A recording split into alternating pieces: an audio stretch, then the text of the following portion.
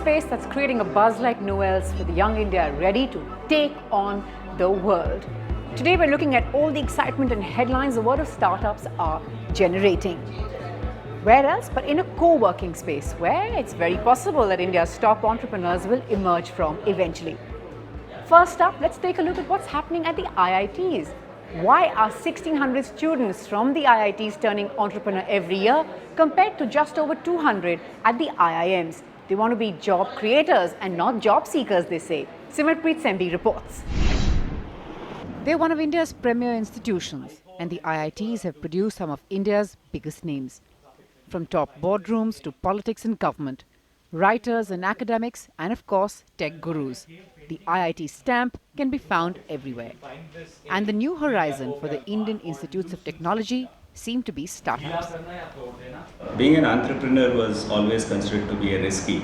Slowly, I think that mindset is changing, and the peer group and the parents are allowing them to take risks. Inspiring many students each year is the success of their seniors and peers.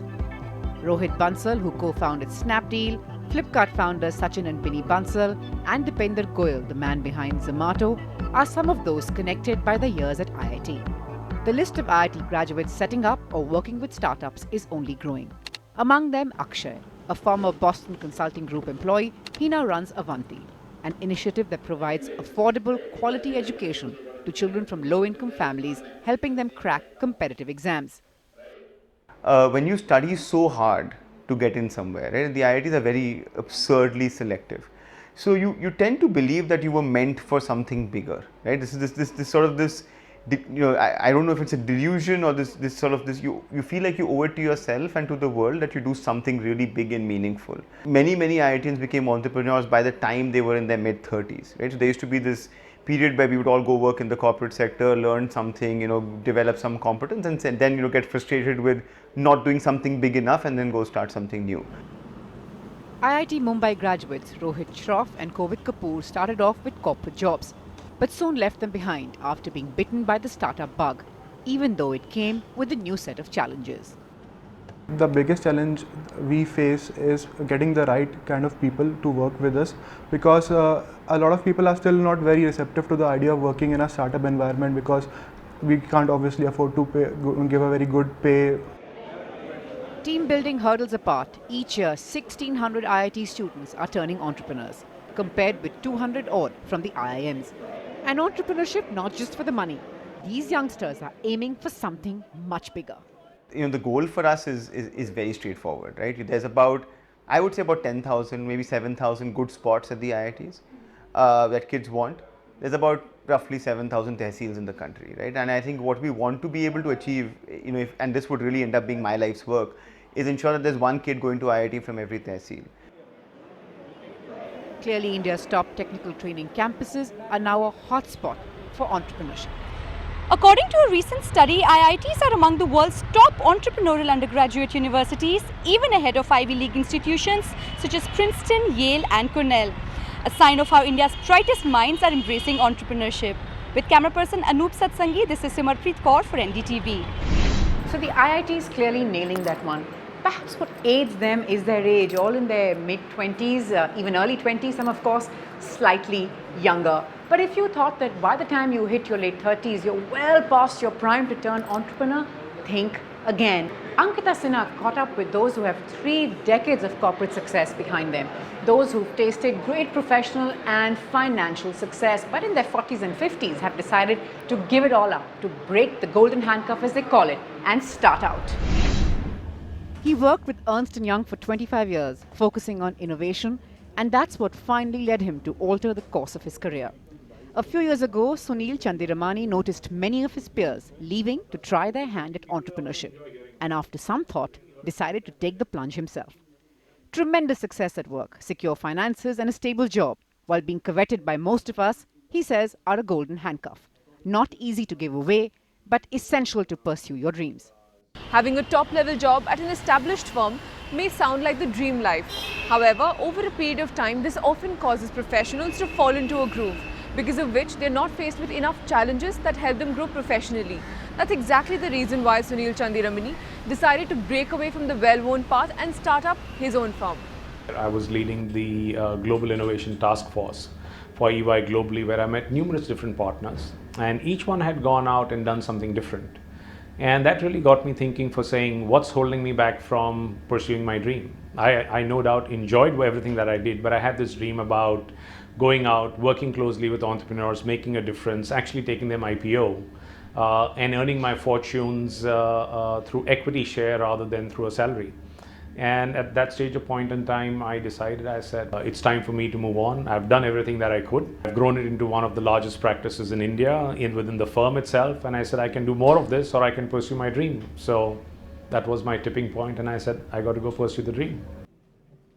Sunil took the plunge and Nayaka Advisory Services was born. The company works with entrepreneurs, hand-holding them when it comes to strategizing their finances, calculating risks and getting their company on track. The move, of course, came with its own set of challenges, but this 46-year-old still feels it was worth it.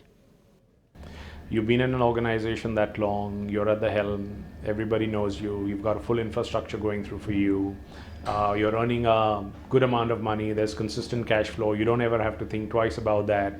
And when you start thinking about the other side, clearly you think about the fact that, well, you're going to start from scratch zero.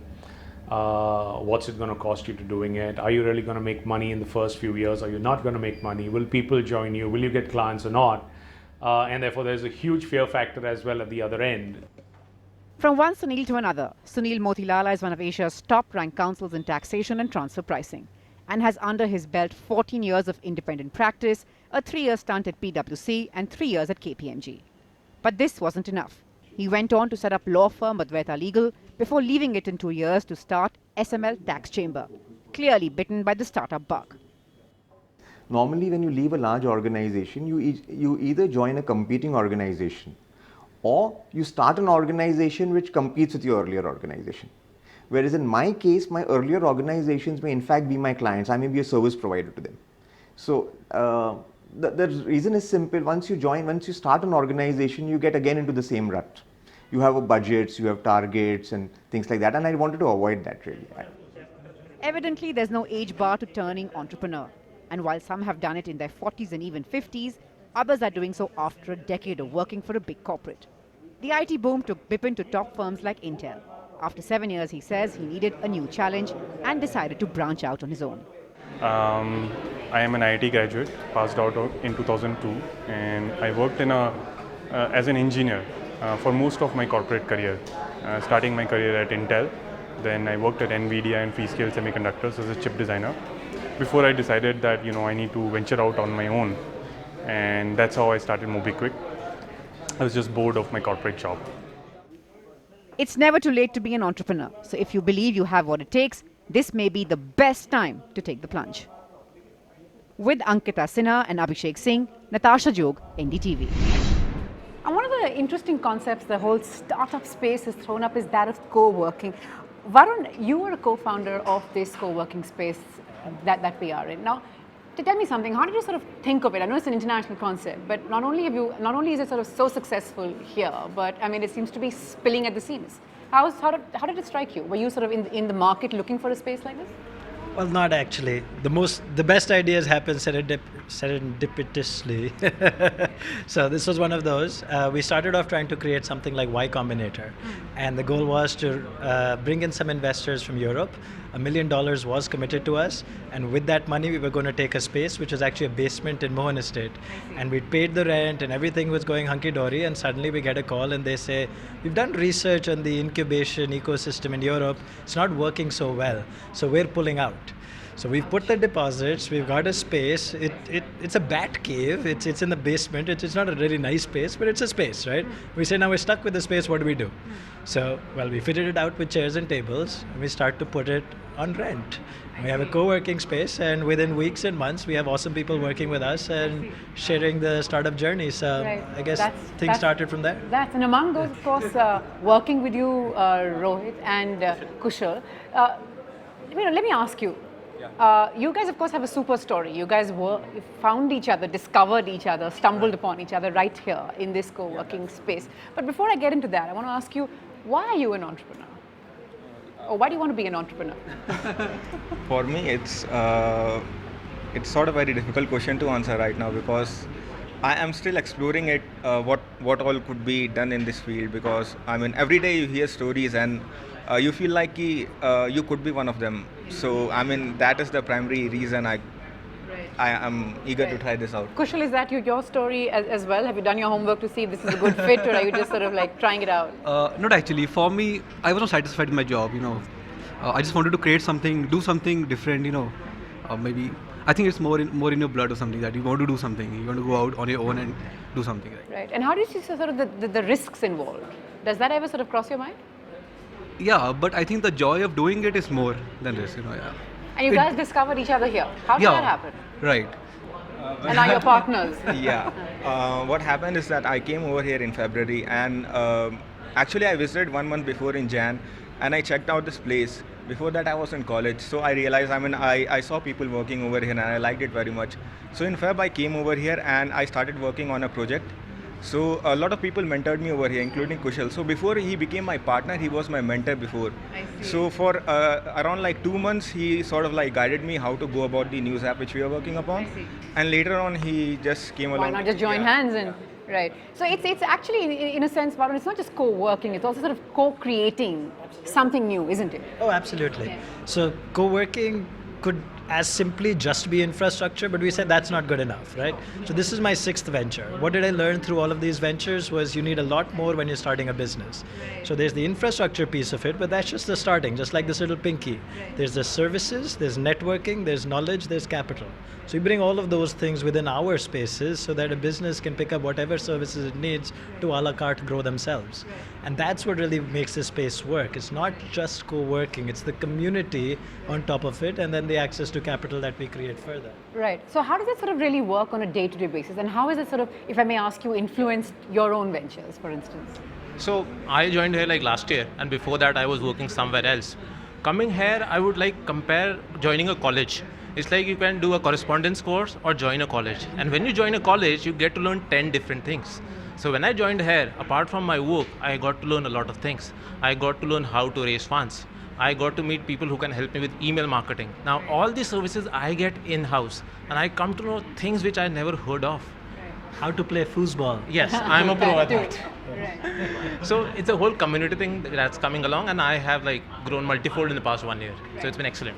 Right, and the point, of course, that is being made over and over again these days, the startup space buzzing like it never has. And if we are to invest in this place, we are perhaps sitting on potentially something very, very big.